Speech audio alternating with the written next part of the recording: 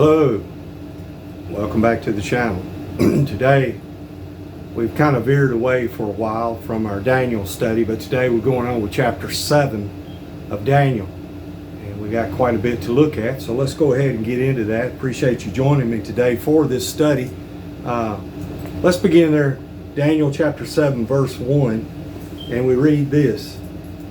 In the first year of Belshazzar, king of Babylon, Daniel had a dream and visions of his head while on his bed. Then he wrote down the dream, telling the main facts. Now, the first 6 chapters of the book of Daniel give a historical look that took place over 22 years. In chapters 7 through 12, Daniel, his prophecies that were perceived or received during those same 22 years. All right, let's go on at verse 2. And we read this in verse 2.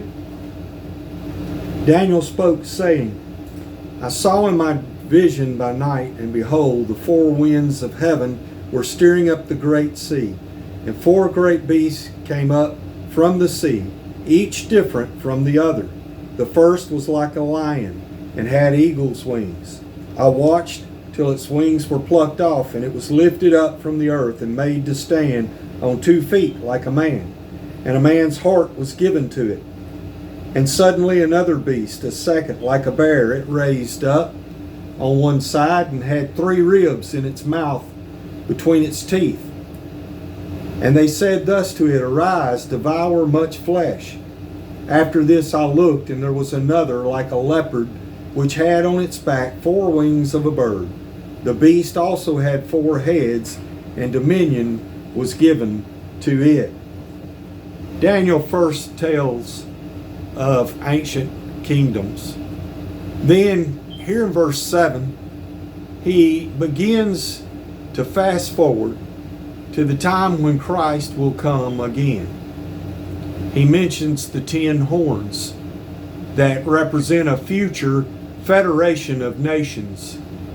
2,000 years separate these things in verse 7. Those mentioned in verse 7 are the Antichrist and Christ himself. Then in verse 2, Daniel stands by the Great Sea, which is the Mediterranean Sea, as winds from the north, the south, the east, and the west blow, all 4 points of the compass, churning up the water of the sea. Now this is symbolic of the chaotic condition of the world. And it's very chaotic this day and time. Let's go on at verse 3. I know we've already read this, but let's back up to verse 3 and catch something here.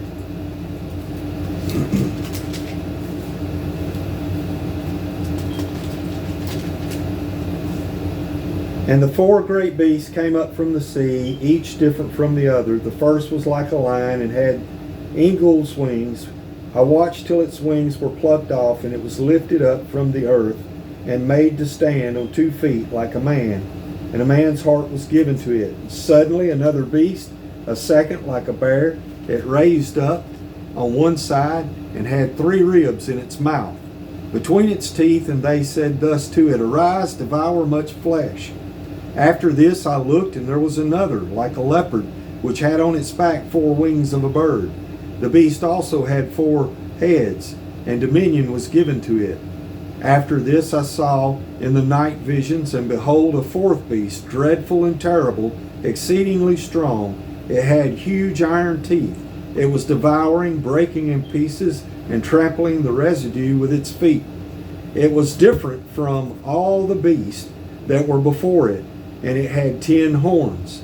I was considering the horns, and there was another horn, a little one, coming up among them, before whom,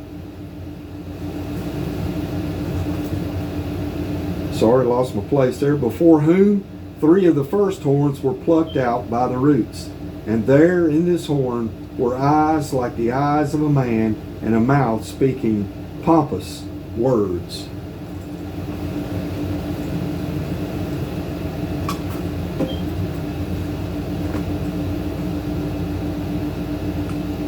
Animals have often been used to symbolize nations or governments, you might say.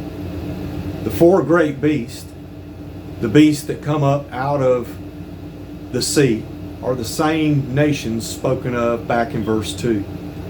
Only this time, where Nebuchadnezzar saw conquest, Daniel saw kingdoms headed for destruction. Let's look back at verse 4 there. These beasts are being described here. The lion and the eagle represent Babylon. The wings symbolize swiftness. Look back at verse 5. The bear represents the Medo-Persian Empire. Now, bears are mentioned 13 times in the Bible and are a reference to violent behavior.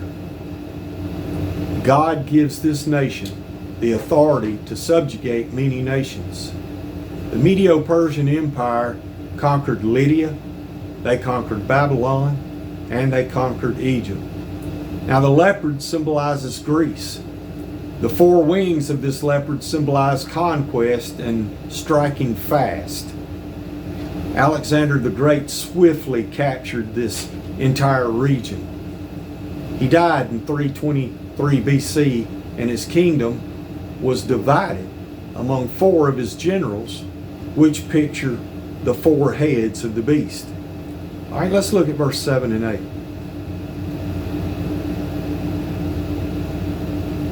The four beasts with the iron teeth symbolize Rome. Rome was the cruel nation who invented crucifixion. And it was such a cruel way of being put to death that they would not allow any Roman citizen to be put to death this way. They crucified Jesus and Peter on crosses. They beheaded Paul, showing their cruelness. They exiled John to Patmos, which was a prison island, and they burned Christians. The 10 horns are kingdoms that will rule at the same time, concurrently. From them will arise one little horn who will conquer the others. The little horn speaks of the Antichrist. Throughout history, there has never been a 10-part Roman Empire. So based on that historical fact, this speaks of the future. All right, let's go on at verse 9 and 10.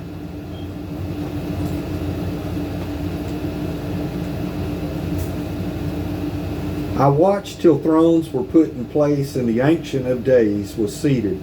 His garment was white as snow, and the hair of his head was like pure wool. His throne was a fiery flame, its wheels a burning fire. A fiery stream issued and came forth from before him. 1,000 thousands ministered to him. 10,000 times 10,000 stood before him. The court was seated, and the books were opened.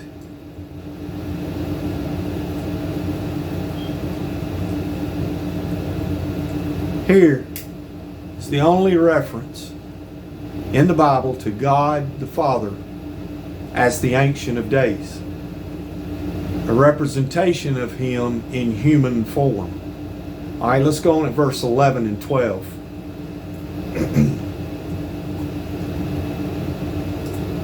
I watched then because of the sound of the pompous words which the horn was speaking. I watched till the beast was slain and its body destroyed and given to the burning flame.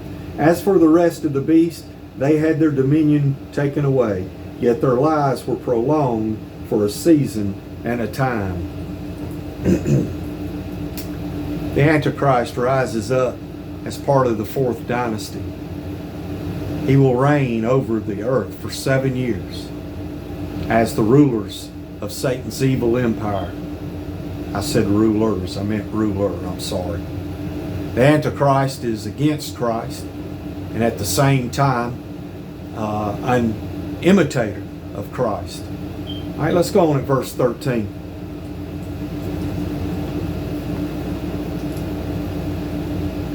I was watching in the night visions, and behold, one like the Son of Man coming with the clouds of heaven. He came to the Ancient of Days, and they brought him near before him. Then to him was given dominion and glory and a kingdom, that all peoples, nations, and languages should serve him. His dominion is an everlasting dominion which shall not pass away, and his kingdom the one which shall not be destroyed. I, Daniel, was grieved in my spirit within my body, and the visions of my head troubled me. I came near to one of those who stood by, and asked him the truth of all this. So he told me and made known to me the interpretation of these things. Those great beasts which are four kings which arise out of the earth.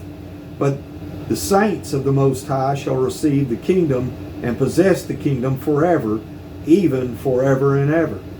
Then I wished to know the truth about the fourth beast, which was different from all the others, exceedingly dreadful, with its teeth of iron, its nails of bronze, which devoured, broke in pieces, and trampled the residue with its feet. And the 10 horns that were on its head, and the other horn which came up, before which 3 fell, namely that horn which had eyes and a mouth, which spoke pompous words, whose appearance was greater than his fellows. I was watching, and the same horn was making war against the saints and prevailing against them until the Ancient of Days came, and a judgment was made in favor of the saints of the Most High. And the time came for the saints to possess the kingdom.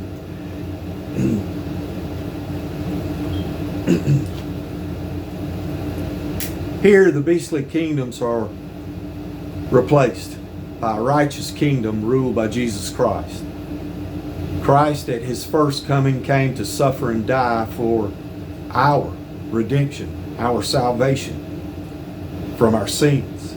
At his second coming, he's coming to judge and defeat his enemies and to set up his eternal kingdom on earth. Look there, verse 25.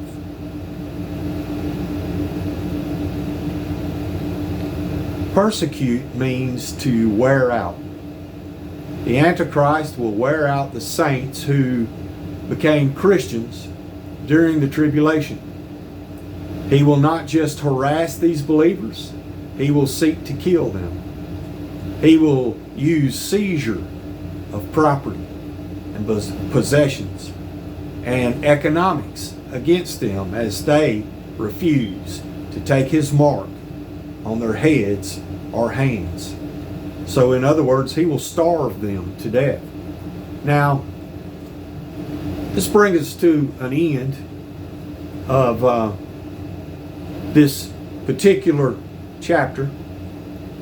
We will go on with chapter 8 as we progress on in the study later on. It's dark times we're living in this day and time. The world's full of a lot of evil, all driven by Satan. And mankind is turning on mankind. You can see in the news instances of brothers turning on brothers, wives and husbands turning on one another. It's just an evil time we're living in. It's going to get worse.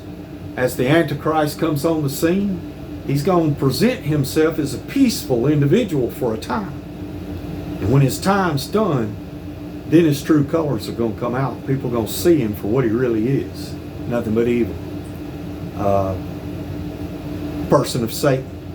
And so, as we go on in this, we can learn more and more that we need to be prepared. And the best way to be prepared is to give your life to Jesus Christ. Thank you so much for watching today. I appreciate you so much. Hope to see you in the next video. Take care of yourselves. Have a blessed day.